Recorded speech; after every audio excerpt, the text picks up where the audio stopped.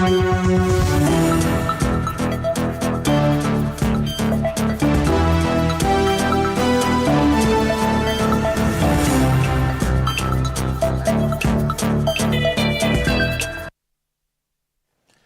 to you live from Nairobi, Kenya. This is the Daily Report right here on TV47, the 15th day of 2023 of November. To the highlights. Tonight, the cost of living matter, we decided to confront it head on. Okay, that's why we have asked for further consultations. Azimio leaders walk out of the bipartisan talks following a stalemate over the cost of living in the country. Professional negligence, even though these engineers are doing a great job. Also tonight, poor state of airport facilities. Transport CS Kipchumba Murkomen forms an 11-member team to probe status of airport facilities throughout the country.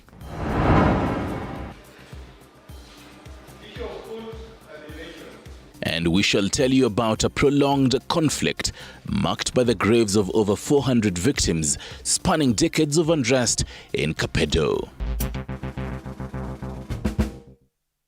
Good evening. Catherine Simolezo on the sign language interpretation. I'm used to Lee Stanley. Iringita, tonight I'm flying solo. His backside is not with us tonight. Now, Deputy President Rigathi Gachagua has come to the defense of Roads and Transport Cabinet Secretary Kipchumba Murkomen in relation to the leakage at the Jomo Kenyatta International Airport roof, where he attributed substandard renovations at the GKA done by the previous regime to the leakage. The Deputy President has urged the relevant authority to take action. This even as he formed an 11-member committee to investigate the matter, as Paul Munir reports. Speaking during the official opening of the 30th annual conference of the Institute of Engineers in Mombasa, Gachagua said that the previous government might have engaged unscrupulous professionals during the renovation of the Jomo Kenyatta International Airport, supporting earlier statements by the Transport CS. Public resources were expended. When you go there, you feel sorry. But engineers, QSs, and architects certified.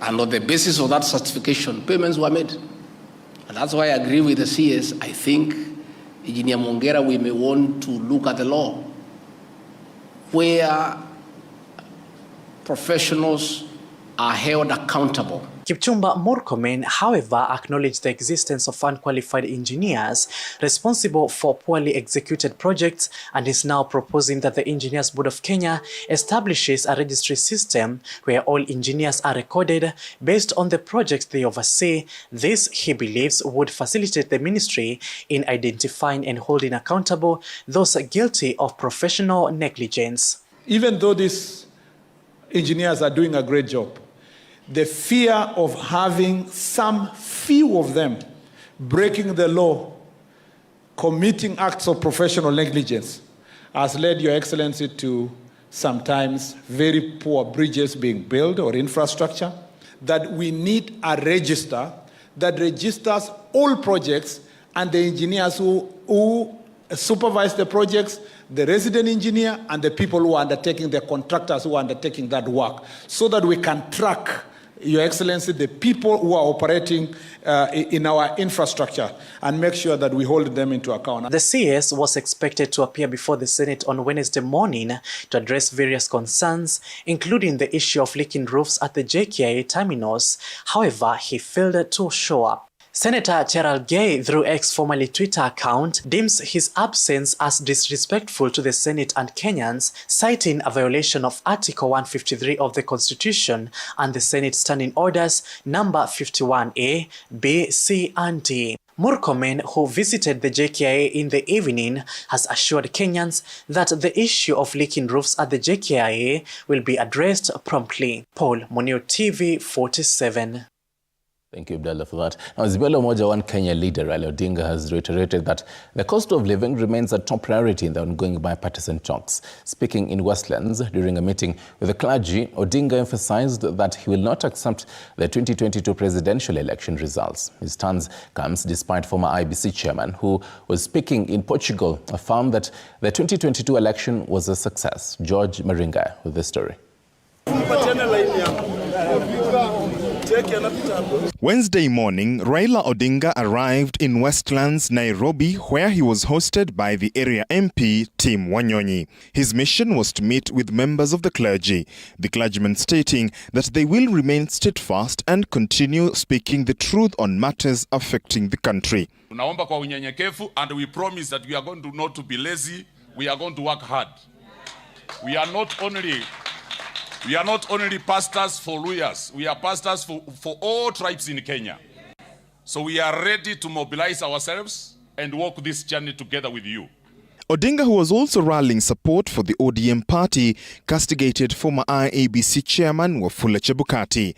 Chebukati had earlier in the morning made a keynote presentation at the 19th International Electoral Affairs Symposium and Awards ceremony in Lisbon, Portugal, where he maintained that the 2022 general election remains a success story, claims objected to by Raila Odinga.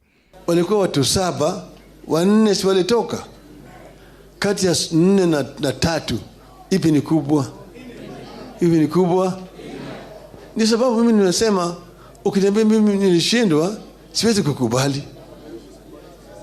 Maana yake mimi sijapata jawabu. Wale tena juzi wamesema ati ile form ambayo inatakikana ijazwe na tume, form 34C, mpaka leo ijajazwa. The meeting with religious leaders also saw Raila Odinga maintain that the high cost of living should remain top on the agenda in the ongoing bipartisan talks.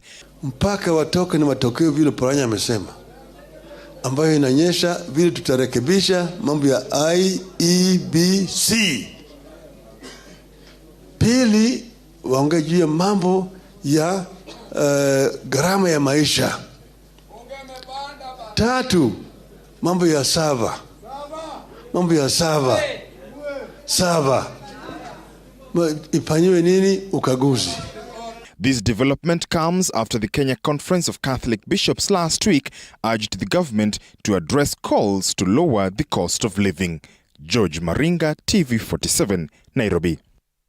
And still on matters the cost of living, Azimio coalition representatives and the National Dialogue Committee walked out of the bipartisan talks in Stone Athi, Machakos County, after the two sides failed to reach consensus on how to lower the cost of living.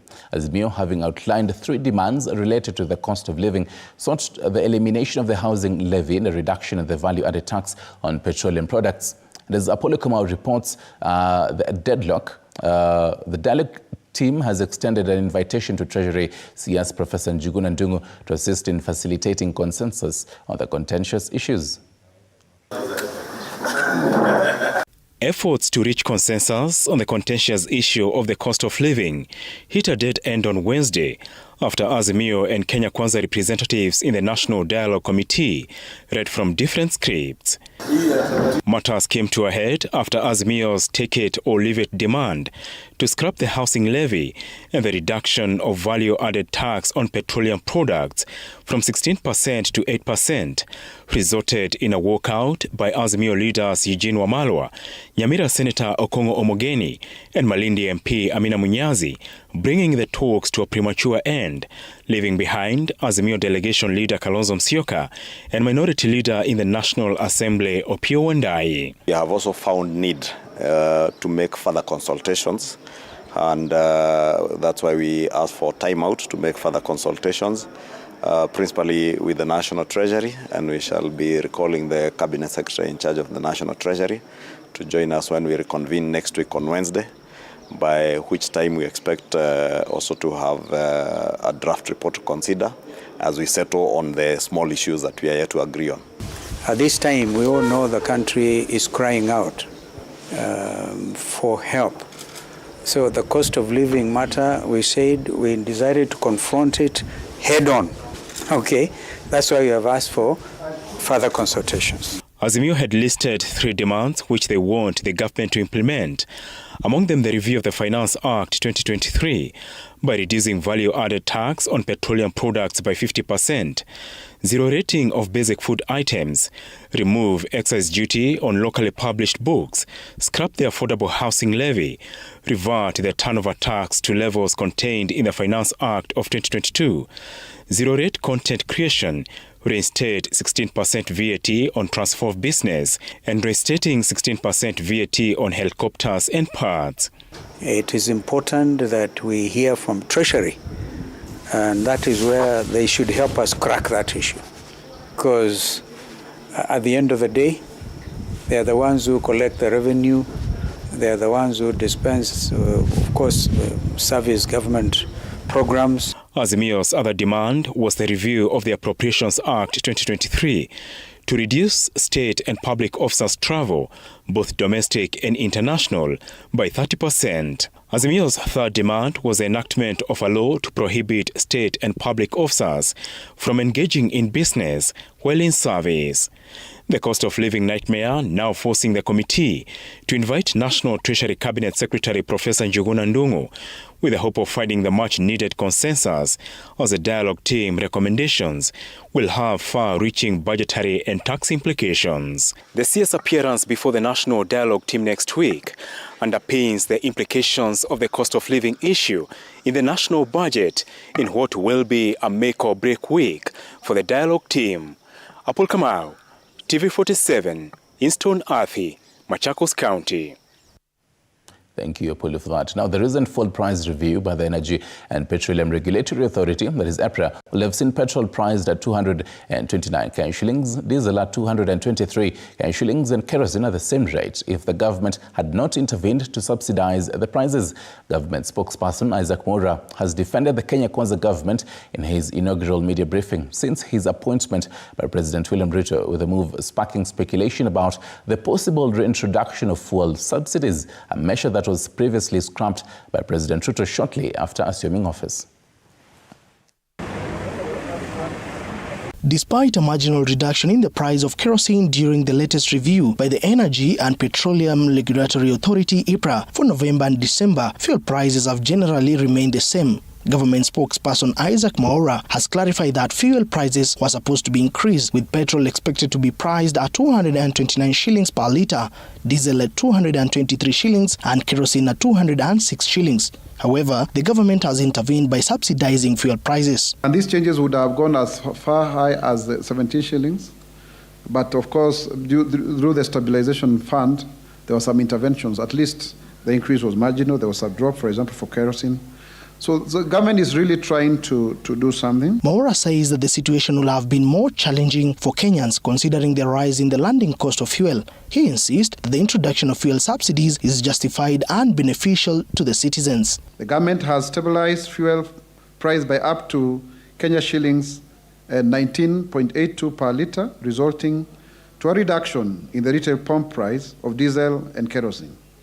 This price stabilization has cushioned Kenyans against the projected increase in fuel prices. Addressing concerns about the rising cost of living, Mwaura defended the William Ruto administration, stating that progress has been made. He has cited reductions in the prices of maize flour and milk in recent months as evidence of the government's efforts. It's not going to be easy, because as much as we are doing this, we are also having a challenge of the dollar skyrocketing. Is almost approaching 160 mark, and that has a great impact on the cost of living. In recent days, the government has faced sharp criticism for failing to fulfill promises made during the 2022 general elections, including lowering the cost of living and fuel prices.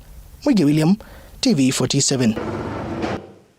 Right, and still on matters defending the government spokesperson Isaac Mwaura has defended President William Ruto's foreign trips, stating that these visits have yielded significant benefits. This defense comes in response to public criticism of the president's frequent foreign trips. Despite the disapproval, President Ruto has affirmed his intention to continue with the foreign trips, emphasizing his role as the country's top ambassador. Mwaura says the trips have earned the country, get this, 2 trillion Kenya shillings and investment opportunities. Grace Kurekanja reports on the same. In just over a year, President William Ruto has traveled extensively, visiting countries such as the United Kingdom, South Korea, Uganda, France, Mozambique, Tanzania, the United States of America, China, the Republic of Congo, and most recently Saudi Arabia, among others. The President has made 39 foreign visits, and we have hosted over 30 heads of states and governments. Now, while concerns about government spending on these trips may have been raised, the government is assuring the public that there is no cause for alarm. We have had the benefits of almost close to 2 trillion shillings that have been sealed, in terms of MOUs. And there is more. Over 350,000 jobs opportunities for Kenyans to work in Saudi Arabia and investments in renewable energy. Now you ask yourself, 350,000 jobs. Assuming you get a low-skilled job that would pay a Kenya maybe 30,000 Kenya shillings, and you translate by 350,000 Kenyans, you can see the number of the amount of remittances that would actually come to us as a country. President Ruto himself defended the frequency of his trips in October. Watu wengine wananipigia makelele, mbona umeenda safari hii, mbona umeenda safari hii. Hiyo ndio kazi yangu ya rais. Mimi ndio chief agent ya Kenya. Mimi ndio ambassador ya Kenya ya kupanga vile Kenya itasonga mbele. Deputy President Rigathi Gachagua has also come to the defense of President Ruto, countering criticism that these foreign trips cost the taxpayer more than those of his predecessor, President Uhuru Kenyatta, who in over 10 years reportedly visited 53 countries. Grace Kuriakanja, TV47.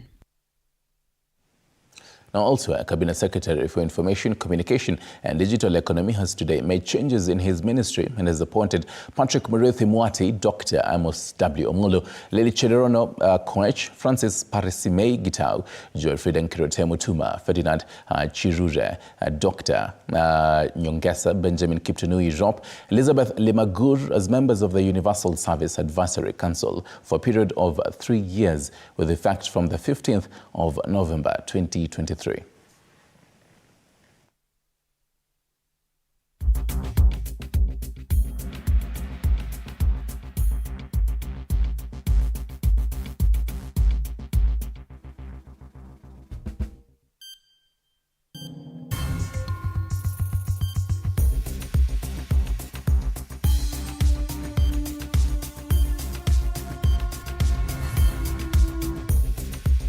And to some sad news, Maharani residents in Kitutu Churches South, Kisii County are still reeling in shock following a disturbing incident where a 27-year-old man, Alex Yatta, killed his brother's wife and had 2 children. It is alleged the suspect and his brother were fighting over land, prompting him to kill his family. Paul Kirobi narrates this for us. Wednesday marked a somber day in Nyabogi Maharani sub-county following a tragic incident that occurred on Tuesday night. 27-year-old man named Alex Yatta abruptly ended the lives of 2 children, aged 5 and 2, by slashing them with a machete. According to his uncle Michael Monari, Alex had issued threats to harm the family of his brother, particularly concerning the emotionally charged land issues they were set to inherit. Yatta and his brother had reportedly been in a long-standing feud, and it is alleged that he killed his brother's family as a means of frustration. Niambia huyu mtoto alinifungia nyumba akaweka moto nikasaidiwa. Tumefika hapa polisi, tumeripoti kwenda huko, kufika huko na baada tena baba yake ana huruma anasema amepoa. Mara ya pili akamweka chini, huyo ni baba yake, akamweka chini na panga, akatoa hata nguo zake, akatoa ya mse, akataka kumuua. Despite numerous efforts, the attempts by the two to resolve land dispute had not yielded any positive results. Kulikuwa na shida pale, walipigana hao vijana wawili, na hiyo ndio ilifanya maneno yakakuja kuharibika baadaye. Yule mtoto wangu hana maneno etina. Ni kama sister yangu, na ukimwangalia na wasichana wangu wanafanana. Nikienda huko tunaongea na yeye kama sister yangu. Kama ako na sita ananipigia simu ananiambia mama niko na sita fulani, namtumia kitu yenye anataka. Residents and family members led by 22-year-old Edna Mora have appealed to the government to intervene in the matter and ensure justice for their family. Ikiwa mtu wako na shida na ndugu yake, sidhani kama hiyo ndio jibu ya kuua watu ambao hawana shida na yeye. Na ikiwa kuna mikorofishano kule nyumbani, naomba watu watulie, waketi, waongee, kwa sababu hasira huwa inaleta hasara. Marani OCPD Benjolife Munuve, confirming the incidents, stated that the suspect surrendered himself to the police officers, confessing to the heinous act. He hid somewhere.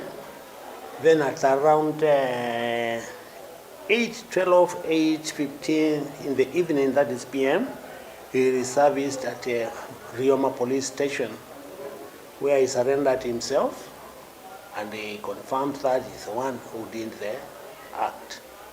Then he was booked in and is now be ready to be taken to court any time from today. Paul Kirobi, TV47. Sad stuff there. Now to our special piece. At the heart of Kenya's Rift Valley lies the Kapedo region, a borderland between the Turkana and Pokot communities. For decades, this area has been plagued by violence and insecurity, a festering wound that has defied all attempts at resolution. But just what does it take to restore peace at the troubled valley? Elizabeth Atieno now reports. The journey from Marigat to Kapedo, a typically 1-hour drive, unfolds as a harrowing experience, a stark testament to the profound animosity that saturates the region. Public transport has long been abandoned, replaced by the questionable security of armored vehicles. Residents live in constant fear for their lives, their daily routines shaped by the looming threat of violence. Ni inatokana na mifugo. Mifugo ya Pokota kichukuliwa, Turkana kichukua, hata Pokota analipisa kisasi. Even within Kapedo itself, the two communities remain starkly divided, unwilling to share essential facilities like hospitals, further intensifying the simmering resentment. Wale watu wanasumbua watu sio wase, ni vijana wa wadogo. Hope and work towards greater investment, not just simply through dialogue, but also through tangible ways of communities coming together. But again, I trust the outcomes of deliberate exchange amongst community leaders and those who are impacted to put forth their solutions. Kwa sababu mambo ya boundaries ya land ni mambo sensitive.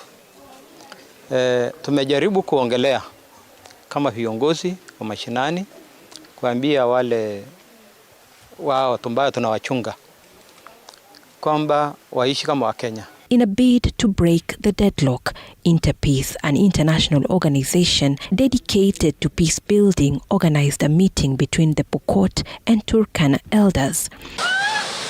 The gathering took place by the Suguta River, a neutral ground where both sides could voice their grievances. The meeting stretched over 4 hours, with each side pointing accusatory fingers at the other, their words steeped in suspicion and distrust. Just to point out, one of the major impediments to peace in this region was identified as illiteracy.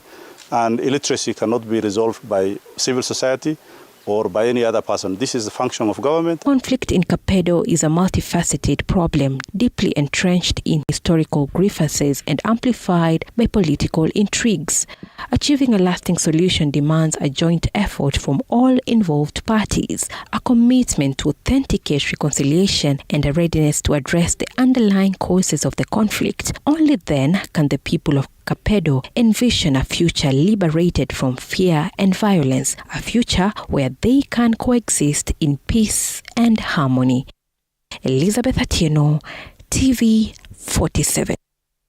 Right, and from Kapedo to Kiambu County, where police have launched a probe into a case where a man who allegedly pretended to be a patient at the Kiambu Level 5 hospital stole from other patients. The individual is accused of taking money from a patient who had received funds from a SACCO, but was too unwell to go to an M-Pesa shop to withdraw the money. The patient allegedly shared his M-Pesa pin with the imposter, who instead stole from him. It proved to be a tragic day for Julius Mwangi's family when he passed away after being admitted to Kiambu Level 5 Hospital in preparation for a colonoscopy. Tumekuja na askari. Tukapata huyo mgonjwa amekufa. The family revealed that the 60-year-old could not afford the 21,000 shillings cost of the colonoscopy test at the moment. Consequently, they requested additional time to gather the necessary funds. Nikaambiwa kuna scan anatakiwa afanyiwe. Tunaambiwa ita cost 21,000. Alafu nikaambia huyu mgonjwa niende niongee na sister yangu. Tujue vile tutasaidiana. The suspected thief is believed to have been a former patient in the ward who was discharged but failed to settle his bills. Later, he resorted to stealing from other patients in the hospital.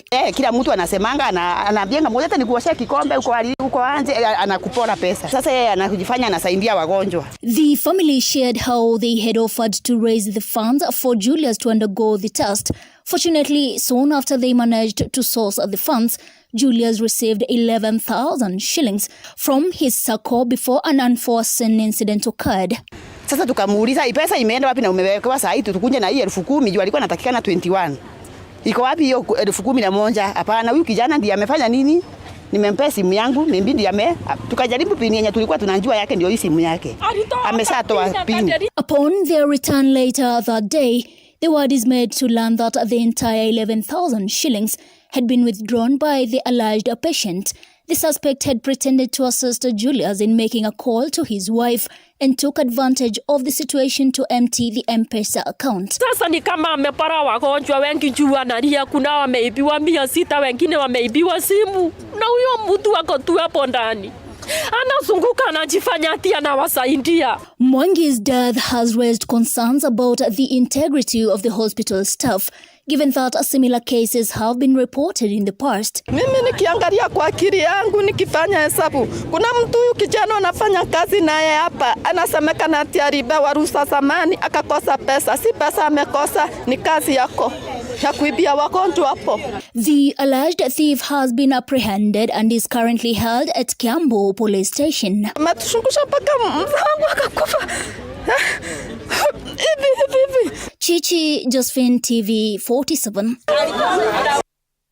Right now, it matters education, and MPs from Gusii region are now asserting that officials from the National Examination Council in the country are causing concern and fear among candidates taking the exams in Kisii and Nyamira counties, led by their majority leader in the National Assembly, Silvana Sosoro. The MPs allege a conspiracy against the Gusii region, specifically targeting students from that area.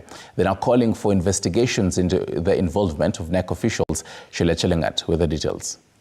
During this year's examination season, Nyambaria School in Kisii County has been marred with allegations of exam malpractice. This also sparking allegations that candidates from the school chased away examination officials on Tuesday, alleging harassment. As these allegations continued to plague the school, which topped the examinations last year, the principal has been suspended as the center manager over allegations of facilitating exam irregularities. As the plot of cheating allegations at the school thickens, some senators over the weekend accused examination officials of mistreating candidates in Nyamira when they were seeking evidence of cheating. Unatutezea wanafunzi wako wa form 4, watu wanaweza kufanya vitu mbaya. Hiyo pepo mbaya ifanye nini? Pepo mbaya ifanye nini? Na tutapita hiyo mtihani. Tutapita hiyo mtihani. A student from Sironga Girls High School has also been questioned on allegations of involvement in examination malpractice. The female student was reportedly found cheating inside the school's toilets. This as leaders from Kisii County today claim that there is a conspiracy against schools in Kisii and now want the NEC officials involved to be investigated. That the profiling taking place there is purely because of its geographical location, where Nyambaria is found, being in the Gusii region, and its last year's performance. Nyambaria has some of the best brains of this country, headed by one of the best managements, and therefore we find it quite unreasonable that CIDs and DCIs have taken over the roles of the teacher. Those involved must face the law, especially on the sexual harassment, touching people carelessly as you want. But this thing of militarizing examination, like it's a military camp, you harass everybody. You get to the exam room, it's like a command center for the police or the military. And that only happens in Kisii. With the examination set to be completed soon, MPs from Gusii region are calling for a detailed investigation, demanding fairness in the administration of the examination. Sheila Chelangat for TV47. Right, that story by Sheila Chelangat takes us to a short breather. We'll be right back. You're watching The Daily Report. More to come.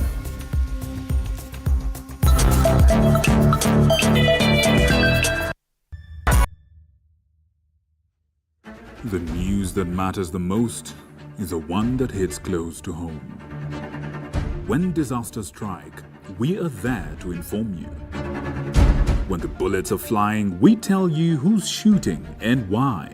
Reporting on your victories, your health, your money, your security, your past, present, and future. We are interested in telling the stories of creativity, hard work, and resilience that you are known for. That is our job. This is my job. My name is Victor Moyakane, and it's my honor to bring you this news this way every Thursday night on the Home of Untold Stories.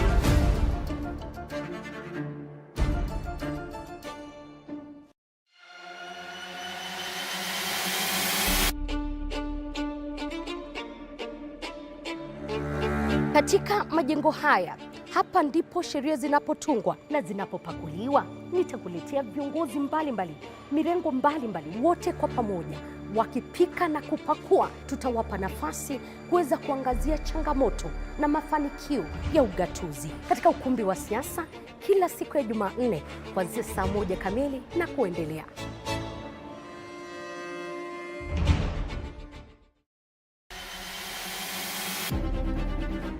Toka eneo hili la Naivasha kwenye kaunti 032, gatuzi la Nakuru. Kutoka kaunti ya Elgeyo Marakwet, kaunti 028. Nikiripotia runinga ya TV47 kutoka kaunti ya Wajir. Nikiripotia TV47 kutoka kaunti ya Turukana. Kwa matukio yote yanayojiri katika kaunti hii 012. Kutoka kaunti nambari 1, kaunti ya Mombasa. Nikiripotia TV47 kutoka kaunti ya Lamu. Nikiripotia TV47 kutoka Kisii County. Nikiripotia TV47 kutoka kaunti ya Machakos. Kutoka kaunti hii ya Trans Nzoia. Kaunti 038. Kutoka gatuzi nambari 029, kaunti ya Nandi, chemichemi ya mabingwa. Nikiripotia TV47 kutoka kaunti ya Kakamega. Itakuwa nikiripotia runinga ya TV47 kutoka kaunti ya Bungoma. Jina langu ni Paula Munio. Willy Dennis Jiru. Fabian Kibet. Mimi ni Hashim Jimal. Mimi ni Kitio Mika Masai. John Javakiania. Jina langu ni Abdulaziz Nameka. Mimi ni Kombo Alfayo. Jina langu ni Nicholas Mbai. Isaac Famba. Mimi ni Wanji Sosti. Jina langu ni Arnold Adidi. Jina langu ni Chris Bet. Jina langu ni Violet Auma. Na TV47 inapotamba, mimi Sheila Chelangat nitakuwa nikiripotia maswala yanayokuhusu wewe kila kuchao.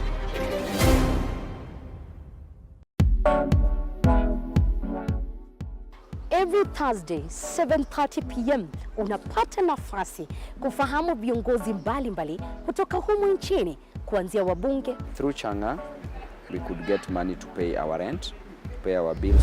When I was growing up, water was a problem where I was born and bred. We wake up at 3 to go and look for water.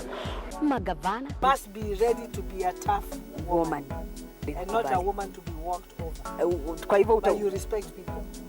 Dari ya mfahamu kiongozi, story na historia, na mi Elizabeth Muchuku.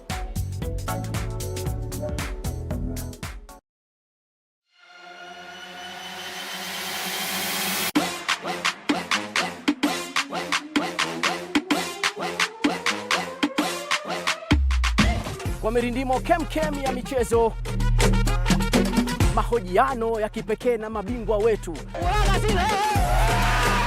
makala ya kuvutia pamoja na matukio mubashara viwanjani. Shabiki, tutapiga mbizi katika kila kiwanja, ndani na hata nje ya nchi.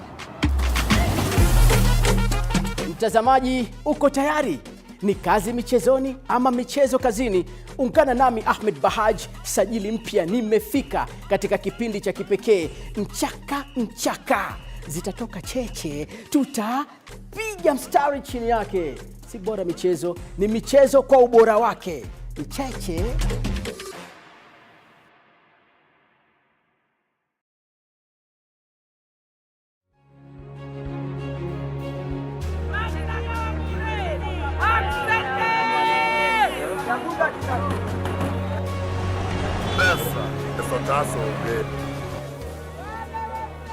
They say money makes the world go round.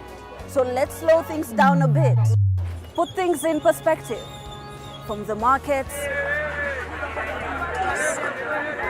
to the streets to the stocks, we make the complex comprehensible. Join me, Hibak Said, on TV47 Business.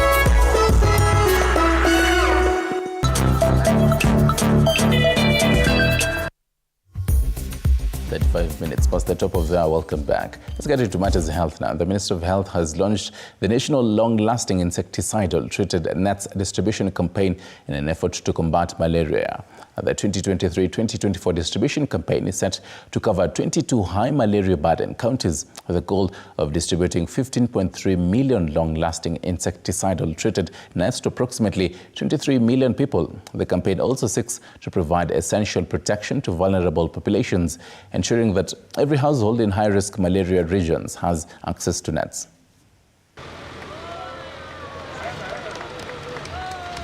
Years we've been working together to bring down the prevalence of malaria here in Kenya, and to date that prevalence rate has dropped by over 50%, a tremendous achievement. And we're here in Homa Bay because Homa Bay, as was mentioned, is leading the Lakes region on reduction in malaria prevalence, and that's a really testament to the work of the county government, all the healthcare workers, and the national government. We are targeting 26 million households and 15 million nets across the country. This exercise is quite successful, and this is in line with what the Ministry of Health is pushing to the masses, that prevention is better than cure. We are targeting about 22 counties, high-risk areas, and that is minus the emergency counties from the northeastern, which now the floods have been brought by the heavy rains. So the 22 high-risk counties are supported by Global Fund, supported through USAID and WHO.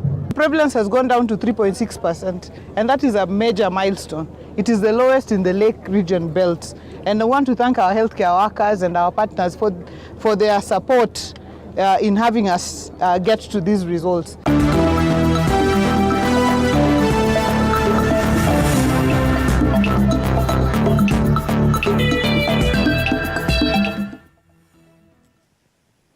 Let's talk money matters now. In a bid to prioritize information technology systems for the country to fully realize digital transformation, 100 companies using technology in innovative ways which deliver business value will be awarded in the 15th CIO 100 Awards.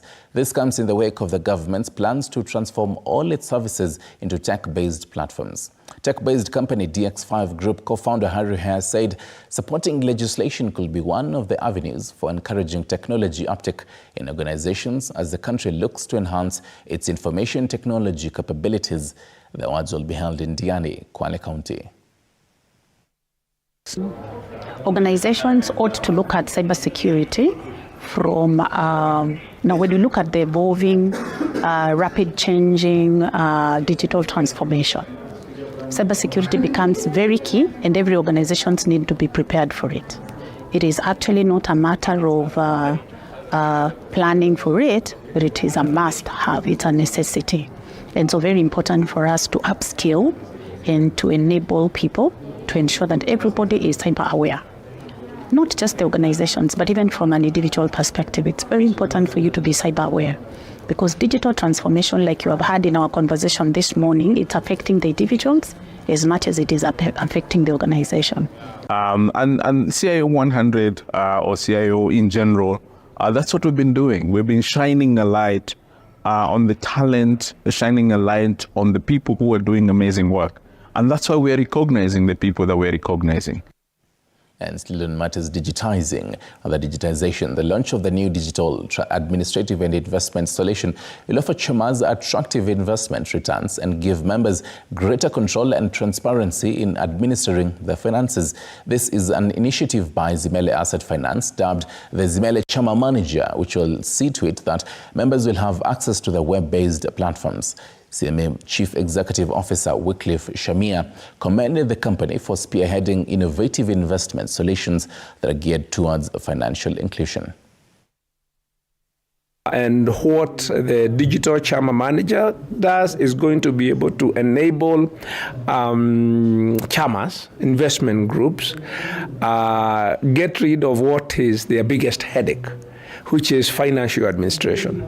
So this is now being able to provide a plug-and-play service where any chama just plugs in and all its transactions work is done automatically. And then that means the chama can focus less on financial administration and focus more on making investment decisions. What it means is then the issues will be, how do we invest the funds better? And I think critically, that is where we need to focus, because investors, most of them look for returns. And this is what this product is bringing. But thanks to technology and other advances as well, including the structure, of course, as the structure firms up with all the regulatory requirements, you get safety, you get comfort, confidence in customers, people come in bigger numbers. And in the world of stock market this week, the market has shown incredible resilience and positivity. The positive momentum continues to drive the market forward, paving way for investment opportunities that are making waves. The oversubscription of bids has reflected strong investor interest, indicating confidence in the market, as Natasha Wairimo tells us.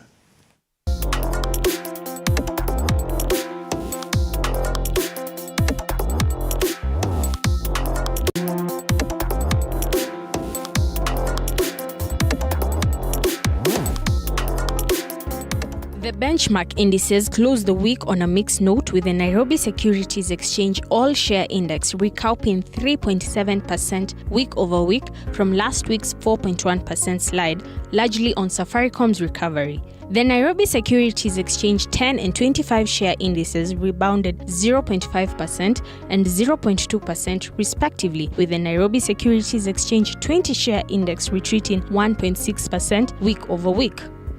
The telco soared 15.9% week over week to a 3-week high of 13.50 Kenya shillings. KCB Group maintained losses, retreating 1.8% week over week to 16.05 Kenya shillings on increased local selling. Safaricom was the leading gainer of the week, while Standard Group was the leading loser, shedding 19.5% week over week to a record low of 5.54 Kenya shillings on local trading. Foreign investors maintained their net selling position, recording net outflows of $2.1 million. Safaricom led the selling charge, while KCB Group led the buying charge. Treasury bills were significantly oversubscribed, marking the highest subscription post-pandemic. The overall subscription came in at 255.64%. The central bank received a total of 61.35 billion in bids, with 60.72% and 30.30% geared towards the 91 and 182-day papers, respectively. So for this particular bond, which was an IFB, the interest income is tax exempt, which is more advantageous for investors looking to minimize their tax liabilities. Number 2, the bond's redemption structure was amortized or is amortized, which means that the principal payment will be done gradually over different periods. So this one kind of reduces the overall tenor of the bond, which on paper is 6.5 years, but once amortized, the duration reduces to 4.85, around their years. Natasha Wairimo, TV47, Nairobi.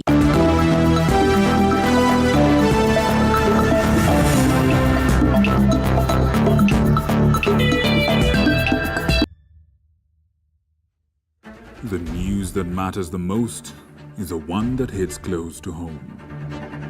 When disasters strike, we are there to inform you. When the bullets are flying, we tell you who's shooting and why. Reporting on your victories, your health, your money, your security, your past, present, and future. We are interested in telling the stories of creativity, hard work, and resilience that you are known for. That is our job. This is my job. My name is Victor Muyakane, and it's my honor to bring you this news this way every Thursday night on the Home of Untold Stories.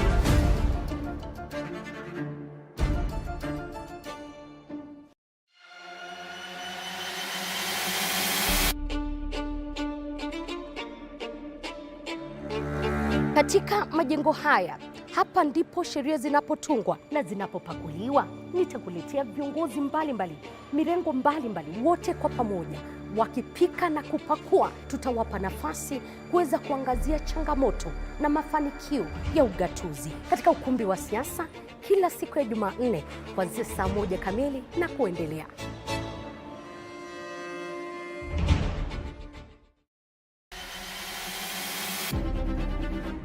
Toka eneo hili la Naivasha kwenye kaunti 032, gatuzi la Nakuru. Toka kaunti ya Elgeyo Marakwet, kaunti 028. Nikiripotia runinga ya TV47 kutoka kaunti ya Wajir. Nikiripotia TV47 kutoka kaunti ya Turukana. Kwa matukio yote yanayojiri katika kaunti hii 012. Kutoka kaunti nambari 1, kaunti ya Mombasa. Nikiripotia TV47 kutoka kaunti ya Lamu. Nikiripotia TV47 kutoka Kisii County. Nikiripotia TV47 kutoka kaunti ya Machakos. Kutoka kaunti hii ya Trans Nzoia. Kaunti 038. Kutoka gatuzi nambari 029, kaunti ya Nandi, chemichemi ya mabingwa. Nikiripotia TV47 kutoka kaunti ya Kakamega. Nitakuwa nikiripotia runinga ya TV47 kutoka kaunti ya Bungoma. Jina langu ni Paula Munio. Willy Dennis Jiru. Fabian Kibet. Mimi ni Hashim Jimal. Mimi ni Kitio Mika Masai. John Javakiania. Jina langu ni Abdulaziz Nameka. Mimi ni Kombo Alfayo. Jina langu ni Nicholas Mbai. Isaac Famba. Mimi ni Wanji Sosti. Jina langu ni Arnold Adidi. Jina langu ni Chris Bet. Jina langu ni Violet Auma. Na TV47 inapotamba, mimi Sheila Chelangat nitakuwa nikiripotia maswala yanayokuhusu wewe kila kuchao.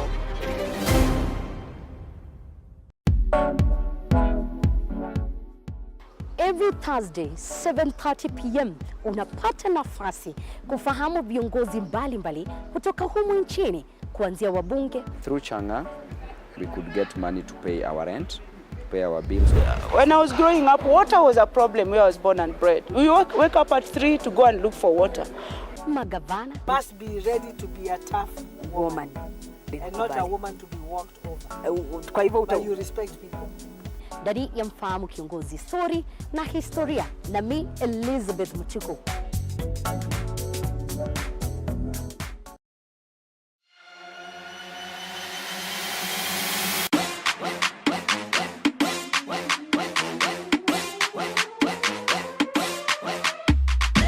Kwa mirindimo kemkem ya michezo, mahojiano ya kipekee na mabingwa wetu, makala ya kuvutia pamoja na matukio mubashara viwanjani. Shabiki, tutapiga mbizi katika kila kiwanja, ndani na hata nje ya nchi. Mtazamaji, uko tayari? Ni kazi michezoni ama michezo kazini? Ungana nami Ahmed Bahaj, sajili mpya nimefika katika kipindi cha kipekee Mchaka Mchaka.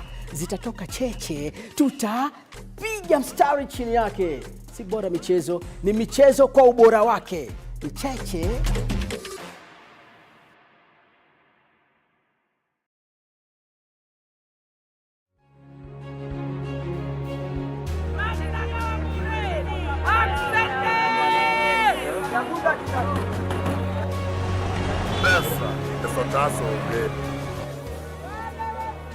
They say money makes the world go round.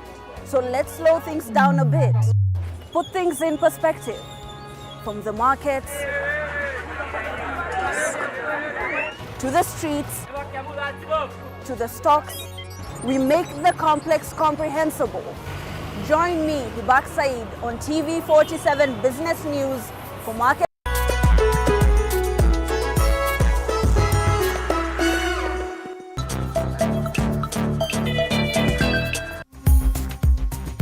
Right, welcome back. Now, the Kenya film industry has continued to witness major growth with the liberalization of the media environment. While its significance in the economy is believed to be high, there is no clarity regarding what constitutes the film industry in terms of value addition, trade, investment, and employment. The Kenya Film Commission undertook a survey that developed Kenya's first film industry satellite account, if you like, FISA, that promises to finally give a valuation of this industry. But will it be the end-all, be-all for this elastic yet underutilized sector? Hibak Said interrogates this with KFC CEO Timothy Odhiambo. But the sign language interpreter Catherine Simaloi and I, Stanley Nyeringeta Doc, for tonight, will leave you with this interview. Goodbye. See you tomorrow for Morning Cafe for some fresh coffee. Goodbye.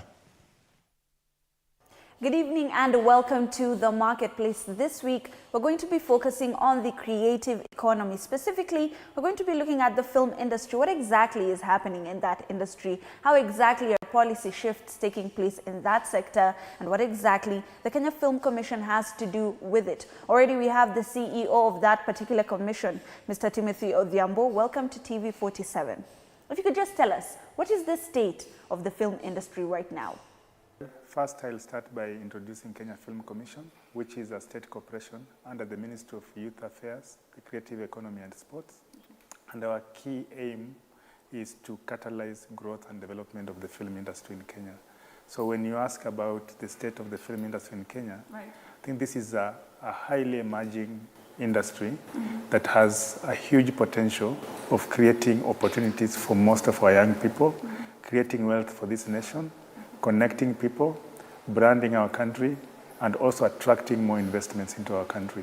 So the state of the film industry, that we have an industry that is very fast growing.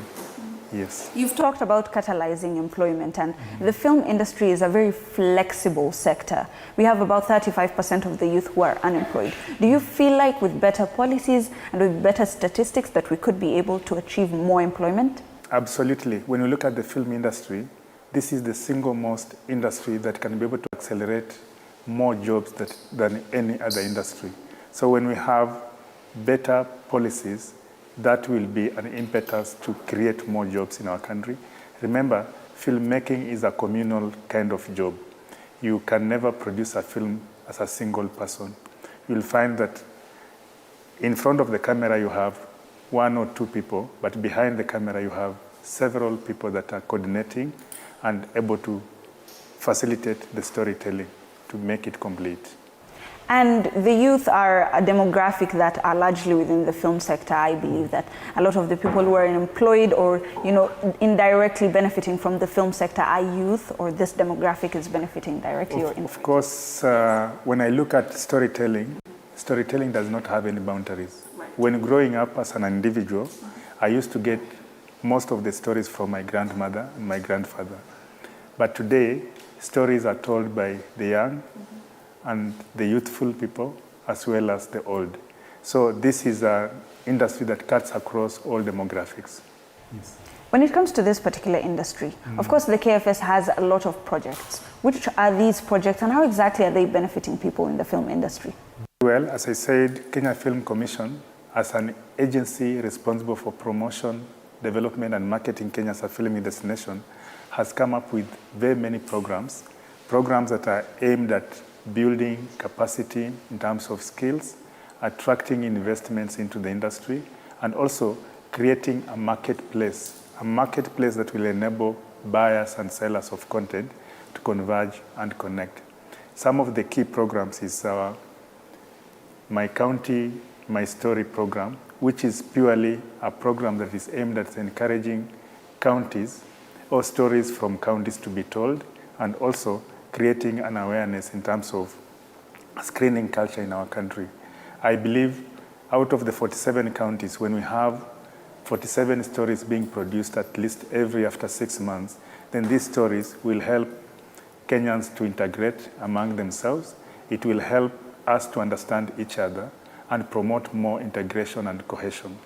Beyond that, we'll create more jobs and provide an avenue of accelerating economic well-being of our young people and also growing wealth for this nation. Other programs that Kenya Film Commission is implementing is capacity building. We build capacity at counties because we would like to have high-quality productions. And when we have high-quality productions, then we are assured that we can be able to have our stories going beyond our borders. This has been demonstrated through the number of productions that you have seen being acquired by international broadcasters, VODs, among others. When we have our stories being told at the international level, and with the emergence of the digital space, our stories can be consumed by so many people. And the more people consume our stories, the better for us, because they don't just consume, but they purchase. Other than that, the Commission is also implementing what we call the Kalasha International Film and TV Market. The market is purely a marketplace where buyers and sellers converge. And here, they actually, both local and international filmmakers connect, explore, discuss issues of policy. We undertake workshops that are geared towards providing filmmakers with the new trends in the industry, what is happening, what to expect, and also an avenue for them to just connect and promote more co-production. Remember, for the very first time, Kenya has signed an agreement with China, as well as we have signed an agreement with South Africa. And the main aim of signing these agreements is to promote more co-production. And when we promote co-production, we expand our market. And expanding our market, for example, with China, who have so many people in terms of population, if 400 million Chinese were to consume one product from Kenya at a cost of $20, I can assure you that that one sale will be able to make the producer of this film to create a lot of wealth. But we are saying we would like to be able to advance this more and have more Chinese consume our content. Beyond China, Africa has over 1 billion people. The African market is big enough to be able to consume our content. So through Africa Union, the Commission again is working to see to it that as a host for the Africa Audiovisual Cinema Commission, we can be able to have Africans consuming African content, and Kenya being one of the source markets. Other than that, we have My Kenya, My Story, which is a mobile phone film competition, because we believe you no longer need to tell your story by using the most sophisticated equipment. Right. You can be able to tell your story by using your mobile phone, because as long as you have a smartphone, you can be able to utilize this smartphone to actually tell your story. Capture your images, edit the same using the same facility, and be able to post-produce and package it in a way that it can be consumed by many. So we are promoting Kenyans to tell their stories from wherever they are. And with this, we will be able to advance more stories coming out every month or every week, because us, it's all about storytelling. Beyond that, we are also focused on the legal and policy framework for the film industry. Because when you have a proper frame in terms of funding, in terms of incentives for foreign productions, then we would like to see to it that we are able to attract more investments into the film industry. The more foreign productions are done in the country, the more skills transfer is achieved. We also get to have our young people get to interact through shadowing on production to get highly empowered skills that can be able to help them compete with their counterparts in other parts of the world.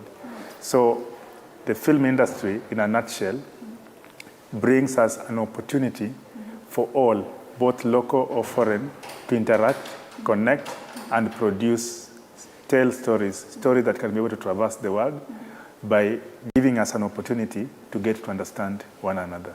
An emerging thought is that the film industry is a bit more informalized, and data collection would help in enhancing this particular sector, even when it comes to getting money from the exchequer.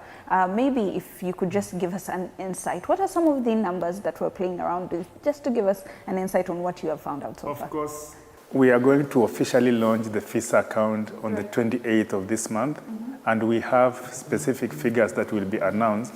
I may not be able to divulge the specific figures right now, but I can assure you they are in billions, meaning the industry has the potential to even do more, and this will also be able to trigger the need for certain aspects to be, or intervention to be undertaken to ensure that we even grow the figures from the current numbers to extra numbers.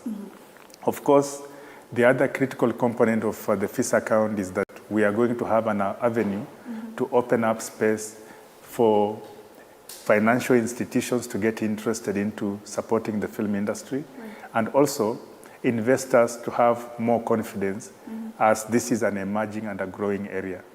It being an area that has not been ventured by so many people, I'm just rallying on business people to actually look at this as an area that is seriously viable and that we can be able to do more. And storytelling is not a very complex component, but it needs investment. And that's why government is putting money on film to be able to inject the impetus for more stories to be told. And when that is achieved, then we'll have an avenue to brand our country, we'll have an avenue to integrate our people, create an understanding among Kenyan communities, and also to get entertained. Remember, there is no better way of getting entertained than watching a movie. Edutainment is one of the key therapies for life. So for us who occupy this space, we can confirm that by participating in the creative industry or supporting storytelling, then you are supporting the well-being of this nation as a country. Pushing up investments is really important, and you've spoken about, having some sort of connection with the Chinese government and the Chinese people to rally in more investment into the country. However, you would know that there is a blank tape levy, and there are very many levies to this effect. Do you maybe feel like this is pushing away investors? Not really. Remember, I talked about co-production. Co-production are supposed to help us expand our market. Because if I have Kenyan producers co-producing with the Chinese producers, then I'm giving the Chinese population an impetus to watch a co-produced film between Kenyan and Chinese filmmakers. And by doing that, I'm encouraging the Chinese, because one of their own is part of the production. And when you do that, that is actually taking Kenya to the world market and bringing China to Kenya. So when you actually utilize film as a tool, you're actually creating an avenue for taking Kenya to the globe and bringing the globe to Kenya. So the issue of blank tape levy is not meant to jeopardize the business of film. Instead, it's providing an avenue for income for filmmakers. Remember, as a storyteller, you are entitled to one-off payment, you are entitled to royalties, among others. And through this levy, basically we are saying that this is just going to enhance the income of the artist, which is very critical, because an artist is a business person who is actually working to get income out of his works or her works. And when we have several avenues where we are able to collect revenues and document the same, this will also go a long way to contributing to the figures for the creative industries in Kenya. And when we have the specific figures, I'll be more than happy to come back here next year and announce that the film industry this year has contributed 150 billion shillings. When we do that, then we have clear cut. I have the confidence to negotiate as to how much can be plowed back in helping the growth of the film industry. Yes. One cannot ignore the essence or the significance of awarding or award ceremonies and acknowledgement of not only films but also production.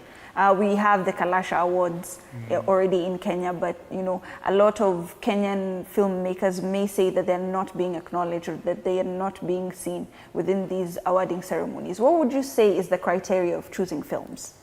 Very well. Kalasha Awards is a program that Kenya Film Commission started in the year 2009 with the sole aim of recognizing talent in this country. Because in the show business, it's all about acknowledgement and being able to recognize talent.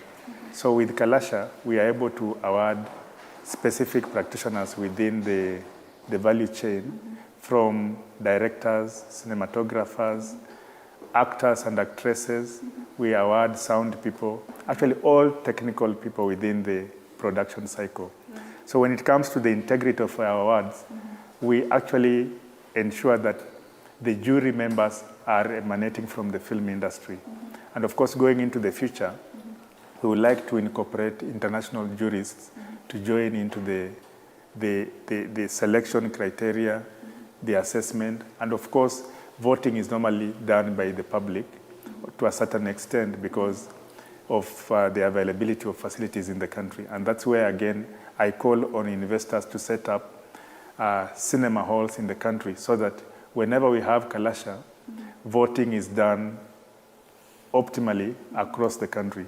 Today we are limited because we have very few cinema halls in the country, which means we can only come up with a platform that enables filmmakers to watch screens or films that have been submitted on either our website or staged platforms in terms of mobile cinema and so on, which doesn't give everybody an opportunity to be able to vote.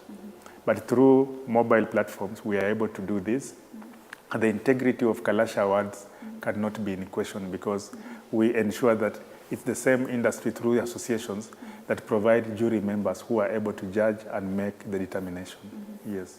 On upholding culture and heritage when it comes to the Kenyan scene, film is a way in which a lot of people express themselves. When it comes to films that come from, you know, certain cultures and certain tribes, would you say that they get the most out of these films? Would you say that they benefit the most whenever they produce them? Of course, to a large extent, any filmmaker comes up with a script and a story because they would like to make something out of this. And any participant, if a film is about a specific community, it is directed to achieve a certain end. One, to create an awareness of the cultural heritage that emanates from this community, which will be understood by the populace and all audiences that access this particular film. And for us at the Commission, we would like to see more cultural related films coming out, and that's why with the film incentives that are coming, we would like to be able to have a cultural taste at any given time. And when that happens, then the community benefits because we are saying you are being incentivized to tell a story about a Pokot or a Somali story. But as you tell this story, the underlying fact is that we would like to test the cultural element, how it's coming out, and how it's being depicted as far as the consumer's eye is concerned. So when we are able to bring out our cultural connection, we enrich ourselves, we enrich anyone accessing these films, and it gives us an opportunity to learn and to get to understand each other. Yes. On promoting a multi-sectoral approach when it comes to film, policies may not, be pushed as much. Do you feel like there is a multi-stakeholder engagement when policies are being formed? When you look at the Kenyan Constitution, stakeholder participation is paramount, and you cannot ignore that fact. So any kind of policy that is to be instituted, it has to go through the stakeholder engagement platform. Currently, through our ministry, we are working on the Creative Economy Bill. The Creative Economy Bill, remember, it's a critical deliverable by the Kenya Kwanza government, as it promised in its manifesto. And that is work in progress. This, by the time it is finalized, I can assure you it will have gone through the entire hog of stakeholder validation, input, and expert input as well. So when it comes to engagement, legislative framework, I can assure you the stakeholders are critical, because you cannot make a law that the user does not even know how it's going to work. I shouldn't impose anything on you without consulting you. And that's why the Constitution dictates that we should be able to consult the users of these policies before we implement them. So stakeholder engagement is paramount at any given time. Even on our programs at the Kenya Film Commission level, we have programs on audience development, programs on marketing, programs on capacity building, and all these have to be stakeholder oriented. Yes, so that is a very critical factor. On this front, of course, the Kenya Film Commission has objectives. Do you feel like you've reached these objectives, seeing your growth over the years? As a catalyst to the industry and looking at making Kenya a vibrant film industry, we are on the trajectory of making this a reality. We have not achieved it 100%, but we would like to be able to optimize the same by championing more of the current programs, working with partners like GIZ, who have supported us to execute the FISA account, as well as other key capacity building programs that will be able to help us create an environment that supports the film industry. Remember, I'm more interested, as the film commissioner, I'm more interested to see film associations, film guilds, having very strong governance structures. So as we get into the future, my focus is to how are we going to ensure that film guilds have very solid offices and they are able to have membership that can rely on them. Remember, the world is now very dynamic. Technology is changing almost all the time. Regulation following technology is a marathon that you can actually look at and see this is an area that we must be very up to date at any given time. And again, let me just get us back a bit and look at how VODs came to the market. Right. There were times when you would produce a film and have it go to cinema. After taking rounds in cinema, it will go to pay TV. After pay TV, before it goes to free-to-air channels. But today, we can be able to produce our story here and have it go to the international market almost immediately. Meaning, times have changed. The digital space has really transformed how we consume content, how we interact with each other. So it is in the film industry that we must be able to know how do we communicate, how do we share our content, and beyond this, how do we ensure that the laws of the land are actually being observed. And for me, there is one single point that I want to emphasize on, self-regulation. Right. Self-regulation from the industry will be able to add a lot of value so that we do not have situations where we are imposing certain policies on the stakeholders in the film industry, but we are allowing filmmakers through their guilds to observe certain tenets that have been instituted by government, but regulated by industry itself.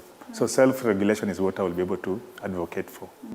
On the FISA account, I'm sure a lot of progress have been made on collecting data and collecting statistics. However, you have said it's the digital age.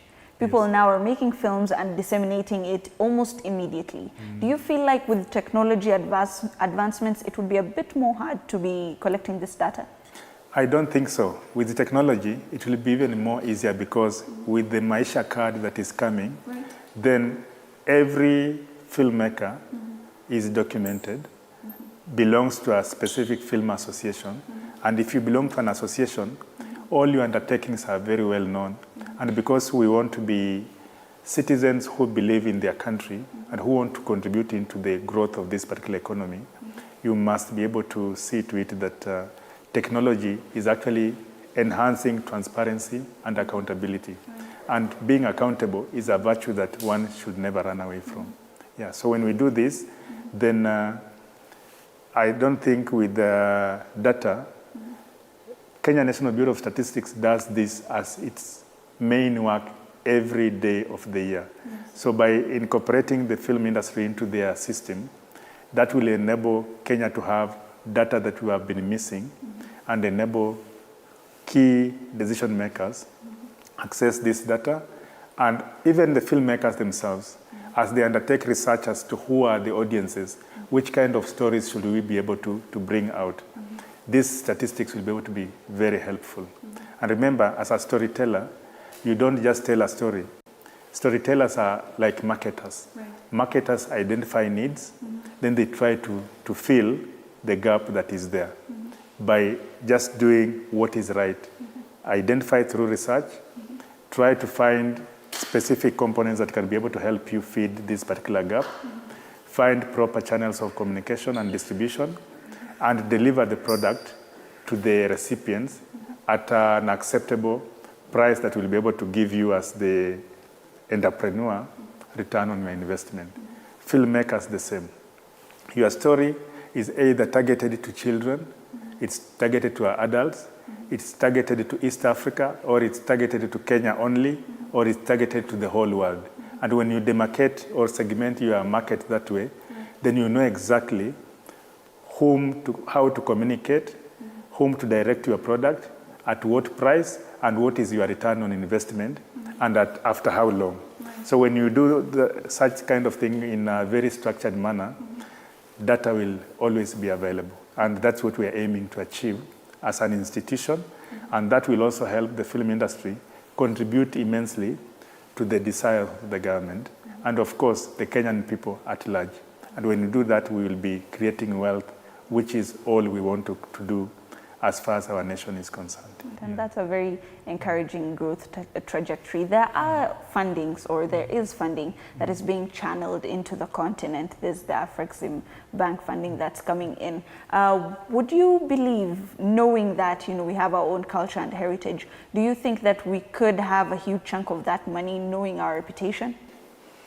Yes, Kenya, we have so many entrepreneurs who are able to actually access this kind of funding. And remember, the Afrexim Bank is not looking at just dishing out grants. This is a commercial bank that looks at funding film productions based on commercial viability. This will not be free money. It is money that you actually get to do your film business and pay back with a specific markup.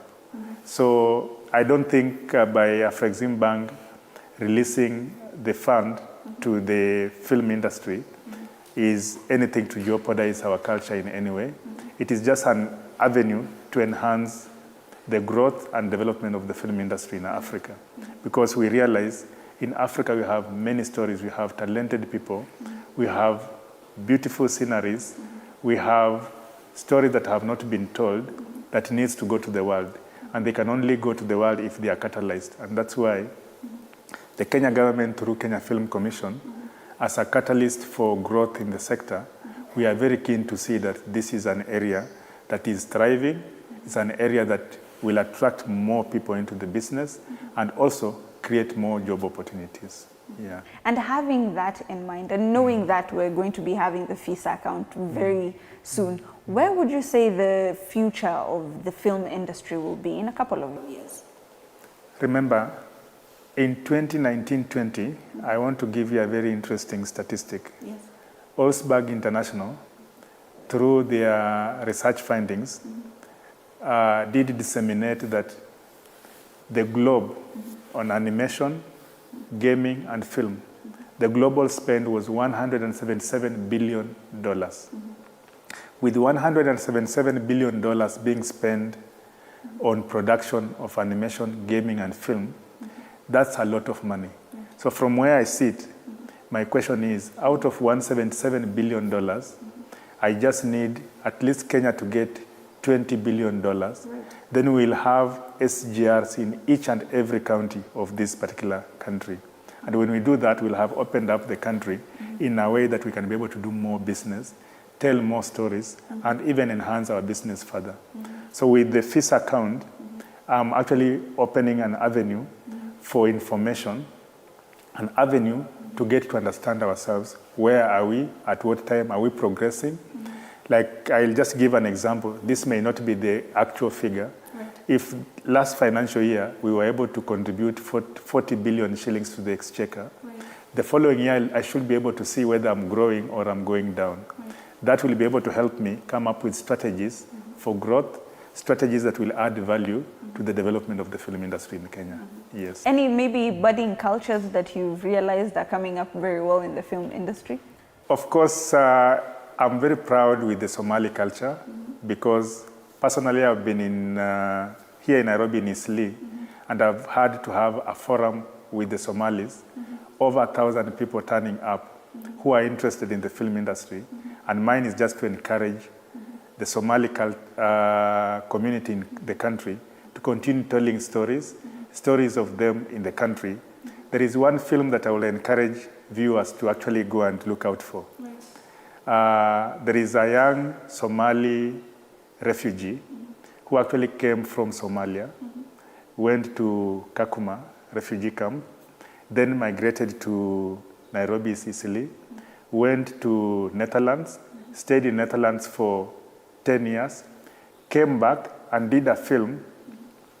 And this film is asking one question. I was born in Somalia, I grew up in Kenya, I moved to Netherlands, and now I'm back to Kenya. Am I a Somali or am I a Somali Kenya or who? So this film is trying to unearth somebody's identity, and that's the power of storytelling.